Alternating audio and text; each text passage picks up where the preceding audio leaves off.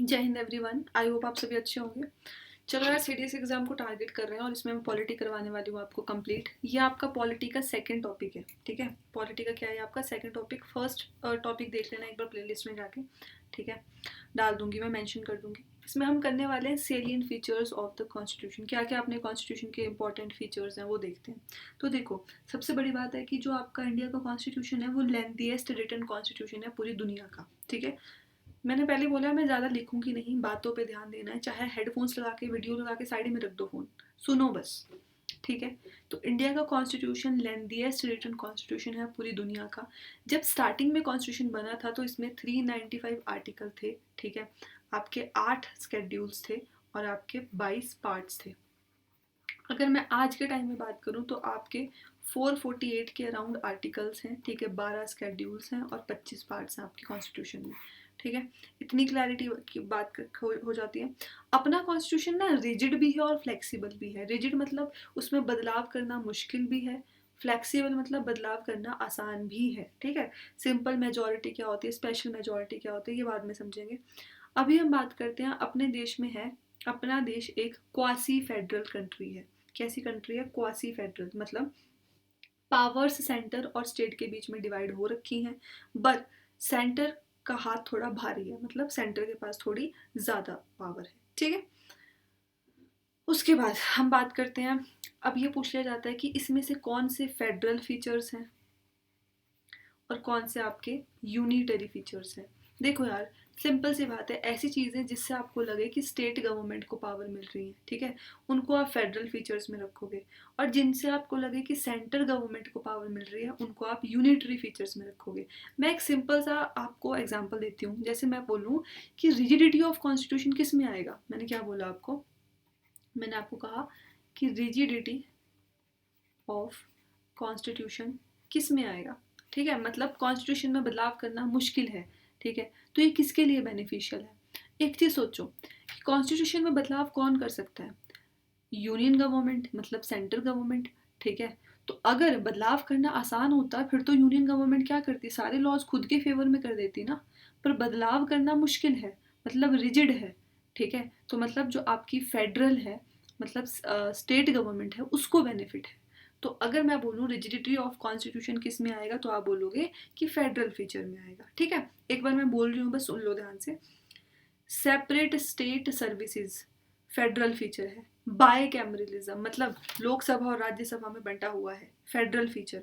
Dual government, government आपकी बंटी हुई है, दो गवर्नमेंट्स, मतलब सेंटर की अपनी गवर्नमेंट है, स्टेट की अपनी गवर्नमेंट है, ठीक है। Independent judiciary, return constitution, supremacy of the constitution, ये सारे किसमें हैं आपके? Federal features. एक बार यूनिटरी फीचर समझ लो। सिंगल सिटीजनशिप, सिंगल कॉन्स्टिट्यूशन, ठीक है। अगर सिंगल सिटीजनशिप है मतलब स्टेट के पास पावर क्या हो रही है? कम हो रही है, ठीक है। सेंटर पे स्ट्रांग हो रही है, ठीक है। फ्लेक्सिबिलिटी ऑफ कॉन्स्टिट्यूशन मतलब सेंट्रल गवर्नमेंट चेंजेस कर सकती है।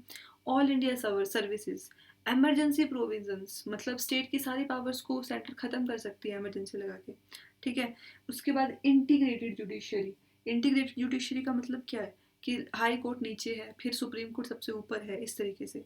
Appointment of governors by the centre, ये किस में आ जाता है? आपके सारे यूनिटरी फीचर्स में। क्लियर? अब हम बात करते हैं इंडियन फेडरलिज्म पे। कुछ लोगों ने अपने कमेंट कर रखे हैं, जैसे कि अगर मैं बात करूं कि इंडियन फेडरलिज्म कैसा है, इंडिया एक क्वासी फेडरल नेशन है।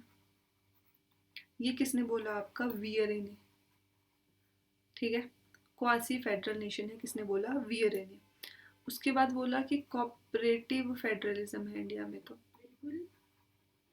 इंडिया में कोऑपरेटिव फेडरलिज्म है, ये किसने बोला? आपका ग्रैनविले ऑस्टिन में, ठीक है। सो ग्रैनविले ऑस्टिन सेड कि इंडिया में कैसा फेडरलिज्म है? कोऑपरेटिव फेडरलिज्म है। Means central and state government are cooperating with each other, ठीक है, आपस में मिलके चल रही है मतलब। उसके बाद आ जाता है आपका बार्गेनिंग फेडरलिज्म। ठीक है। बार्गेनिंग फेडरलिज्म का मतलब है, देखो, हु सेड दिस? जो आपके मॉरिस जोन्स है, मॉरिस जोन्स है, उन्होंने ये बात बोली कि इंडिया हैज बार्गेनिंग फेडरलिज्म। उसके बाद आ जाता है फेडरलिज्म विद सेंट्रलाइजिंग टेंडेंसीज। मतलब फेडरलिज्म तो है बट थोड़ा सेंटर की तरफ को ज़्यादा टिल्ट है। ये चीज़ किसने कही आपकी? ये कही आपकी जेनिंग्स में, जेनिंग्स में, ठीक है। पूरा नाम था इनका आइवर जेनिंग्स, याद रख सकते हो ये भी। तो इतनी चीज़ क्लियर होगी। अब इंडिया में ना पार्लियामेंट्री फॉर्म ऑफ गवर्नमेंट है, ठीक है, जो कि हमने कहाँ से ली है? आपकी यूनाइटेड किंगडम से ली है, ठीक है। 3 ऑर्गन्स हैं गवर्नमेंट के जिनमें पावर्स डिवाइड हो रखी हैं, ठीक है, लेजिस्लेटिव, एग्जीक्यूटिव, जुडिशरी। अब देखो, a question can be asked to you कि क्या इंडिया में स्ट्रिक्ट सेपरेशन ऑफ पावर है? मतलब क्या सिर्फ जुडिशरी अपना काम करती है? क्या लेजिस्लेटिव सिर्फ अपना काम कर रही है? तो नहीं, इंडिया में स्ट्रिक्ट सेपरेशन ऑफ पावर नहीं है, ठीक है। अब हम बात कर लेते हैं स्केड्यूल्स ऑफ इंडियन कॉन्स्टिट्यूशन। तो इंडियन कॉन्स्टिट्यूशन में जो स्केड्यूल्स हैं, ठीक है, 8 स्केड्यूल्स के बारे में हम बात करने वाले हैं, ठीक है। 8 क्यों करेंगे, हम 12 के 12 करेंगे ना, ठीक है। वाई डिड आई से 8? चलो पहले हम ना स्केड्यूल्स को थोड़ा याद कर लेते हैं। मैं आपको ऐसे समझा देती हूँ, मतलब बेसिकली देखो, इसको क्लियर कर दूँ क्या? आपकी ना एक सस्सो है, आपकी क्या है? एक सस्सो है। जैसे हम बोलते हैं ना सास है, तो सास से याद रख लेना सस्सो। आपकी एक सस्सो है, वो क्या करती है? ऑल एडमिन देखती है। कहाँ का? स्केड्यूल एरियाज का एंड स्केड्यूल ट्राइब्स का, ठीक है। और वो एडमिन देखती है कहाँ का? नॉर्थ ईस्टर्न स्टेट्स का, ठीक है। हमने क्या बोला? हमने कहा कि आपकी एक सस्सो है, मतलब आपकी एक सास है, वो क्या करती है? ऑल एडमिन देखती है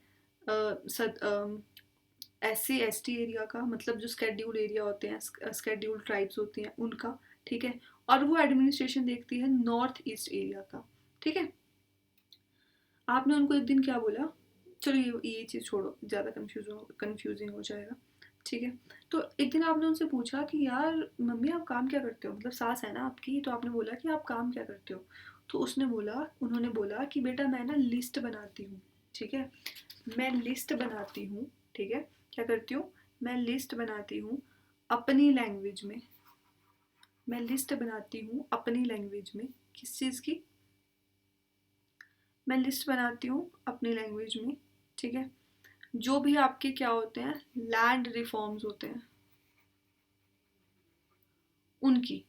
तो आपने पूछा कि मम्मी क्या ये काम आप अकेले करते हो, ठीक है, कि मम्मी क्या ये काम आप अकेले करते हो? उन्होंने बोला कि नहीं बच्चे, वो जो आंटी है ना, कौन सी आंटी? जिसकी हाँ, वो जो आंटी है ना जिसकी 5 मुनिया है, मतलब 5 बच्चे हैं जिसके, वो मेरी हेल्प करती है। ट्रिक समझ गए? एक बार आंखें बंद करो, ध्यान से सुनो कि आपकी एक सस्सो है, वो काम क्या करते हैं? वो ऑल एडमिन देखते हैं S A S T areas का, और वो एडमिन देखते हैं नॉर्थ ईस्टर्न स्टेट का। तो आपने पूछा उनसे कि कि सास आप काम क्या करते हो, ठीक है, तो वो कह रहे हैं कि मैं ना लिस्ट बनाती हूँ अपनी लैंग्वेज में, ठीक है, किस चीज़ की? लैंड रिफॉर्म्स की। तो आपने पूछा क्या ये काम आप अकेले करते हो? कि नहीं, वो जो आंटी है ना 5 मुनिया वाली, वो मेरी हेल्प करती है। क्लियर? चलो अब कोई टेंशन नहीं है, अब तुम्हारे सारे डाउट्स क्लियर हो जाएंगे। आ जाओ। तो सबसे पहले आता है एस। एस से हमारा स्केड्यूल फर्स्ट क्या बोलता है? हमारा स्केड्यूल फर्स्ट बोलता है आपका स्टेट्स एंड यूनियन टेरिटरीज के नेम के बारे में बात करता है।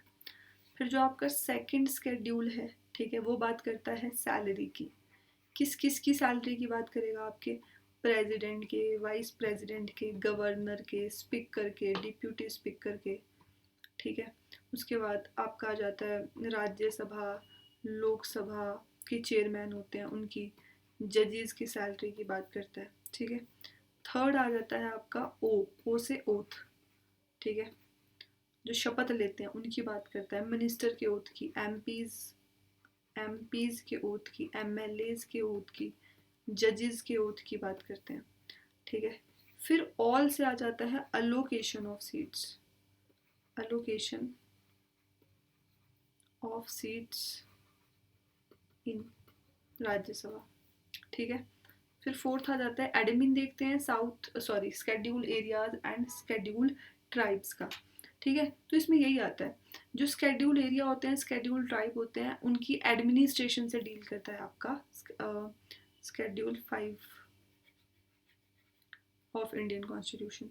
ठीक है, देखो जो एरियाज ऐसे हैं, जैसे आंध्र प्रदेश है आपका, महाराष्ट्र है, छत्तीसगढ़ है, ठीक है, हिमाचल है, उड़ीसा है, राजस्थान है, तेलंगाना है, गुजरात है, मध्य प्रदेश है, झारखंड है, ठीक है, यहाँ पे प्रेसिडेंट के पास अथॉरिटी होती है, मतलब अधिकार होता है, ठीक है, कि ये किसी एरिया को उठा के स्केड्यूल एरिया बना सकते हैं, ठीक है, फिफ्थ स्केड्यूल के अंडर। और आर्टिकल की अगर हम बात करें तो आर्टिकल आ जाता है आपका 244A। ठीक है, प्रेसिडेंट के पास अधिकार होता है। क्लियर हो गया इतना। सिक्स्थ हम बात करते हैं, एडमिनिस्ट्रेशन देखता है नॉर्थ ईस्टर्न स्टेट का। नॉर्थ ईस्टर्न स्टेट में कौन आ जाएगा, ATM, ठीक है, विदाउट मनी, ऐसे याद रखना,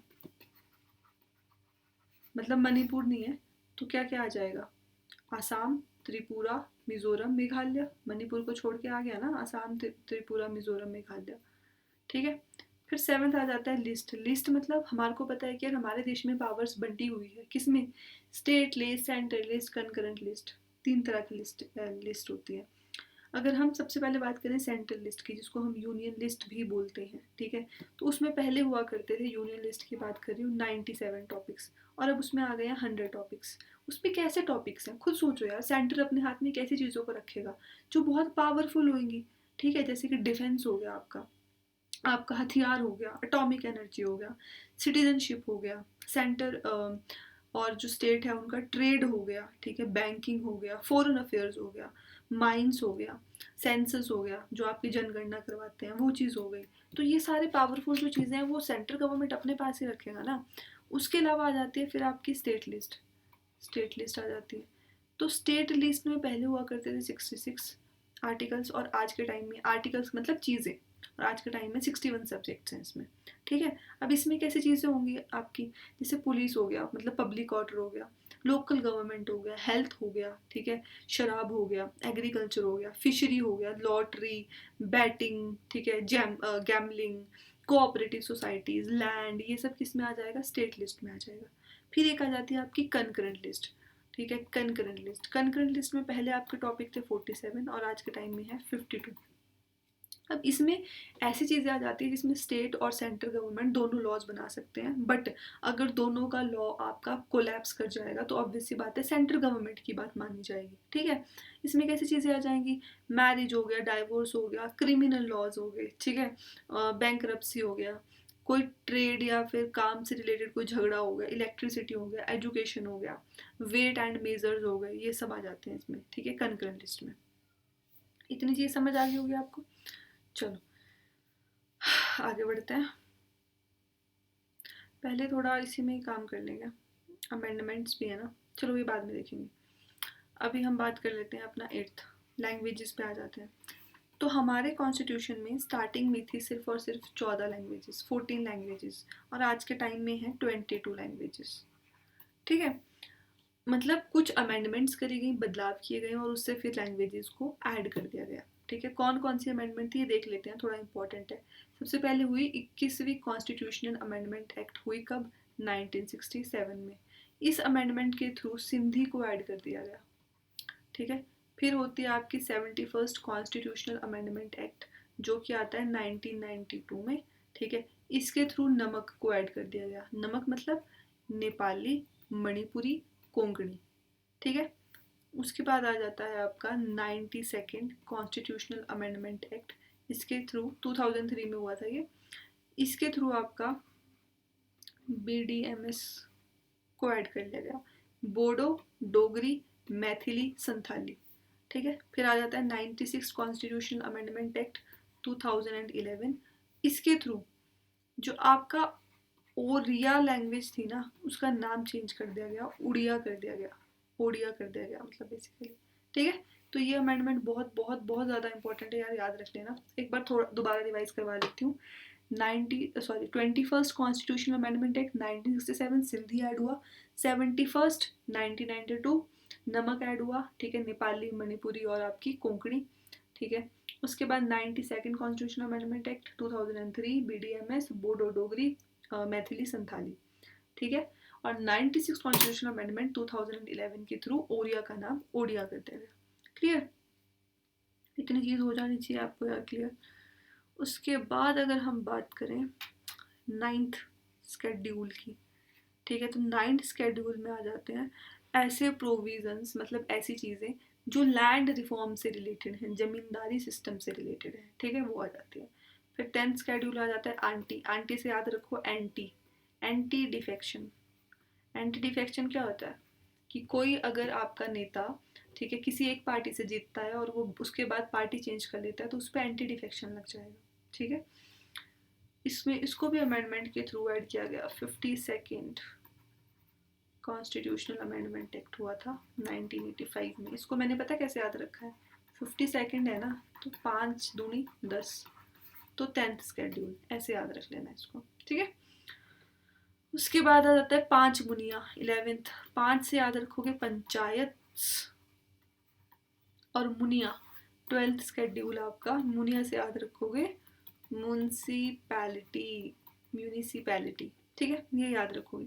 अब यार पंचायत और म्यूनिसिपैलिटी के लिए भी आर्टिकल है, सॉरी अमेंडमेंट है।